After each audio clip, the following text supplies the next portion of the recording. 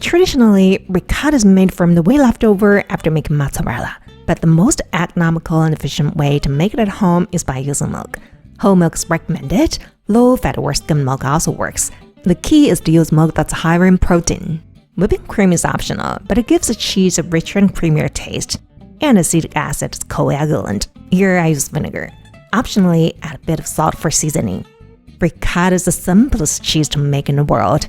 In a pot, pour in 1.5 kilograms of fresh milk, then add 150 grams of whipping cream. I find this a sweet spot for versatile ricotta.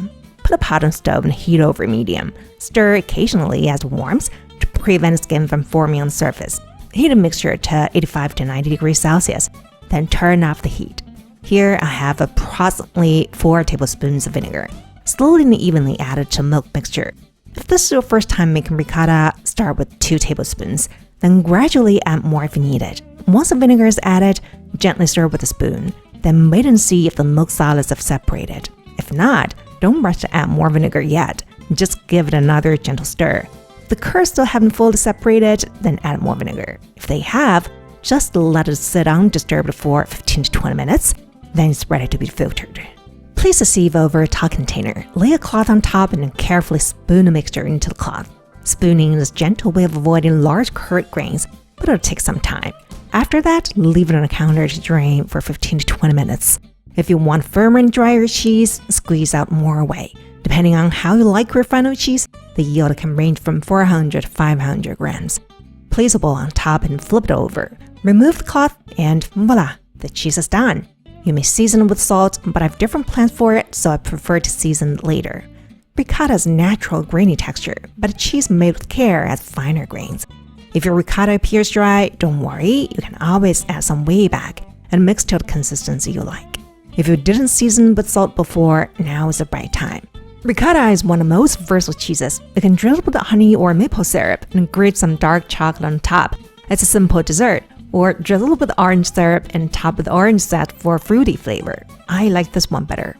You can also make it into breast bread. Add some whey if you like, then season with salt and optionally add a bit of olive oil. Then mix well. Spread it on bread and sprinkle with some cinnamon powder. And importantly, scatter some mint or basil leaves on top. Lastly, drizzle with olive oil, and you've got a lovely appetizer. Or make an open sandwich using spread as base and top with anything that comes to your mind. Or press the seasoned cheese tightly into a small container.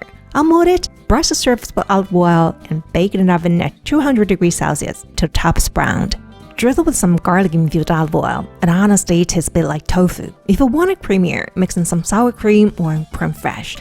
Or if you want a quick pasta sauce, gradually add hot pasta water into ricotta and mix till it becomes a creamy sauce. Season with salt and pepper, grating some pecorino romano or parmesan. Give it a final mix and toss in cooked pasta. I'm running low on herbs, but feel free to add fresh basil, parsley, mint, or any herbs that you like. Transfer it to a plate and drizzle with olive oil. It resembles a Sicilian style, and honestly, a lifesaver dish. As for remaining whey, don't throw it out. Use it to cook rice. The whey is naturally sweet, so add some salt to balance it out. Optionally, add a couple of bay leaves.